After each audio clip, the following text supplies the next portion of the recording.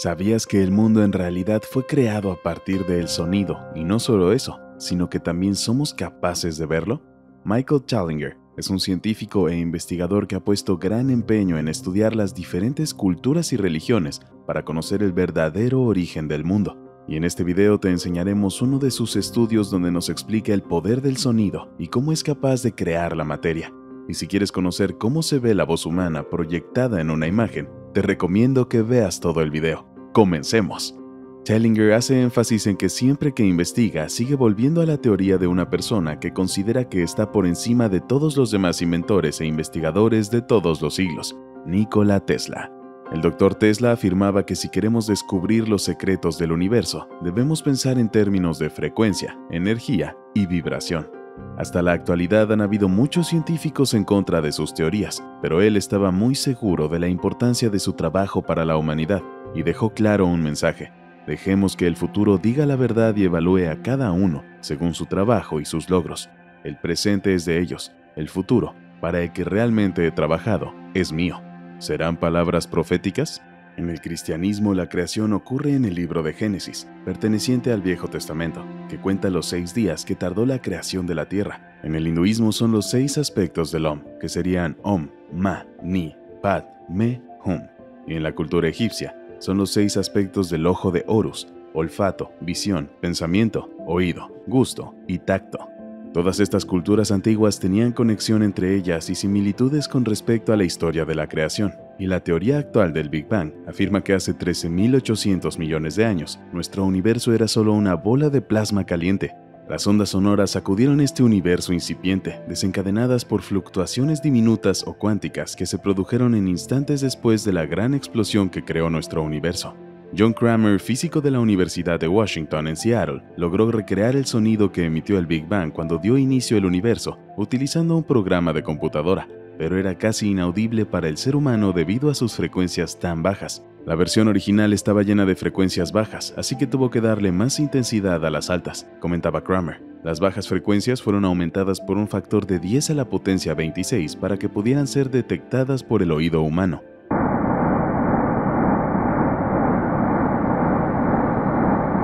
Los rastros de sonido sobreviven porque en principio el universo era muy denso y tenía muchas resonancias, por lo que el sonido podía propagarse con facilidad. Y gracias a esta gran resonancia que tiene el universo, es que todo lo que existe y conocemos como materia gira y vibra. Todo tiene su frecuencia de resonancia primaria. Y esta es la razón por la que una vez que podemos identificar una frecuencia de resonancia primaria de una bacteria o un átomo o lo que sea, podríamos manipular este objeto con esta frecuencia. El sonido se manifiesta en forma física y aquí tenemos un ejemplo bastante claro. La arena colocada sobre estas placas se ordena a medida que pasa el arco del violín por los bordes de la placa, y cada frecuencia tiene su forma específica. En una frecuencia de resonancia primaria estás viendo una representación bidimensional de un efecto tridimensional. Una de las creaciones más increíbles para poder ver la forma física de la frecuencia del sonido fue inventada por Erik Larson, quien creó el cimascopio, una máquina basada en la ciencia de la cimática, que es la ciencia del sonido hecho visible. Esta ciencia se fundamenta en el principio de que cuando el sonido está en contacto con una membrana, como la piel o la superficie del agua, imprime un patrón invisible de energía. En otras palabras, las vibraciones periódicas de la muestra de sonido se convierten en ondulaciones periódicas del agua, creando bellos patrones geométricos. El cimascopio es un instrumento científico que transporta las vibraciones musicales a un ámbito visual, revelando una serie de imágenes que son el resultado de un proceso físico en el cual la música imprime sobre el agua sus vibraciones. Así como las huellas dactilares son visibles sobre un vidrio cuando hay algo de polvo, las vibraciones de la música normalmente invisibles se hacen visibles con el cimascopio. De este modo, la energía y las formas de las vibraciones musicales se revelan como una nueva forma artística llamada Music Made Visible, música hecha visible. Ahora quiero enseñarte cómo luce la voz humana bajo el cimascopio.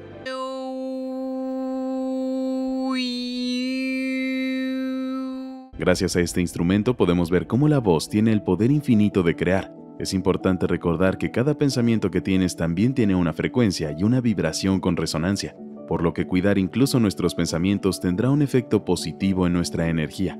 Incluso se cree que algunas de las formas creadas por el cimascopio fueron las que inspiraron a algunos símbolos religiosos como estos. Ese hermoso círculo interior en forma de cruz en el centro de algunas de estas fotografías simáticas nos da una indicación muy clara de que los creadores de los símbolos religiosos sabían precisamente que la fuente de la creación es el sonido mismo y utilizaban este conocimiento a su beneficio. El sonido hace prácticamente todo lo que puedas imaginar porque es una fuente de creación, lo que potencia el uso del sonido como herramienta tecnológica. El sonido crea la luz, y si no me crees, puedes intentar conectar un altavoz a una luz LED y verás la magia.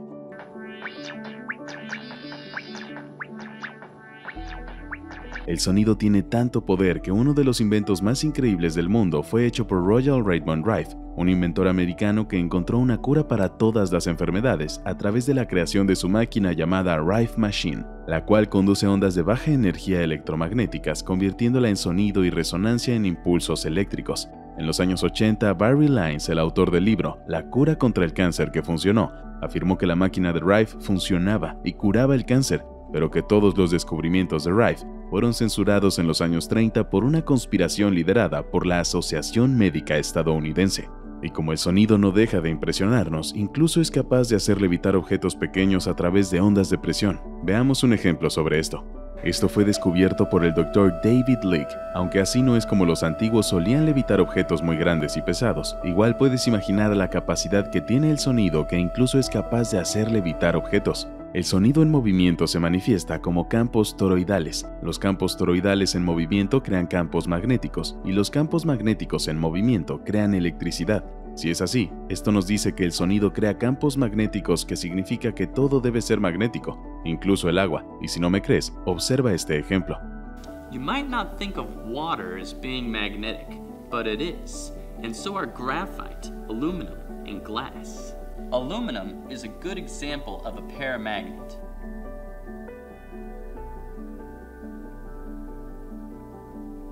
And so is oxygen, which is attracted to magnets.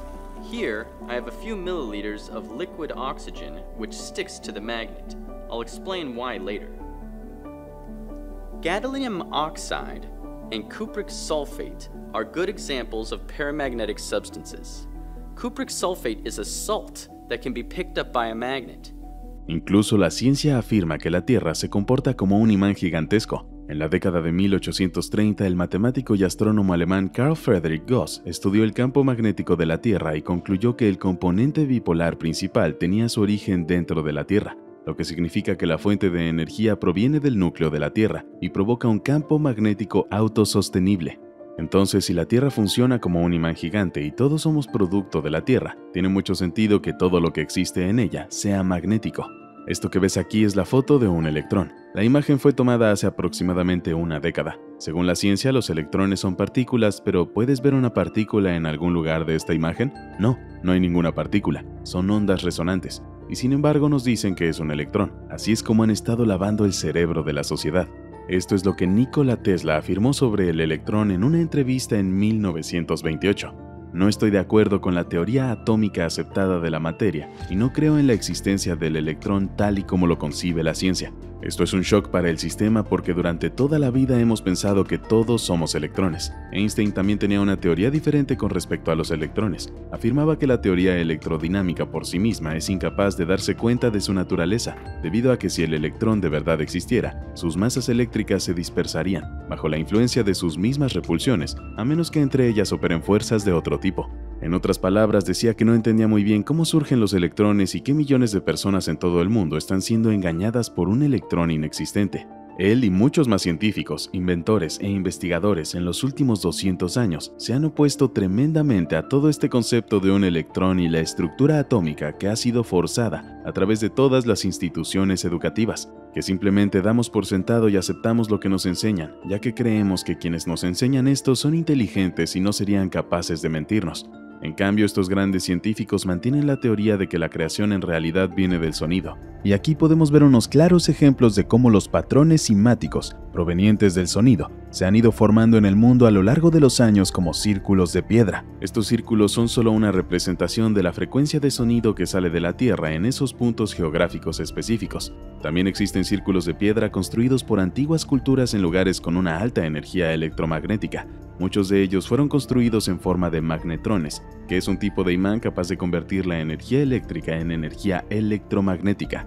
Cada vez que ves un círculo de piedras en forma de flor, significa que en realidad construyeron un antiguo magnetrón gigante. Un magnetrón diminuto puede generar tanta energía en un rayo láser que corta el metal en una fracción de segundos, y según la ciencia, si tuviésemos un magnetrón de 40 metros de diámetro, crearía más energía que todas las centrales eléctricas de la Tierra juntas. Y aunque no lo creas, tenemos miles de estos magnetrones en el sur de África, como por ejemplo el más importante, el calendario de Adán.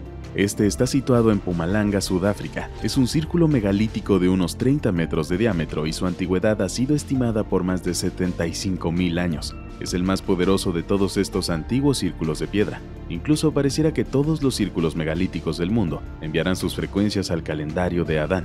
Cuando nos fijamos en las antiguas estructuras construidas en piedra, nos damos cuenta de que los antiguos sabían exactamente lo que estaban haciendo.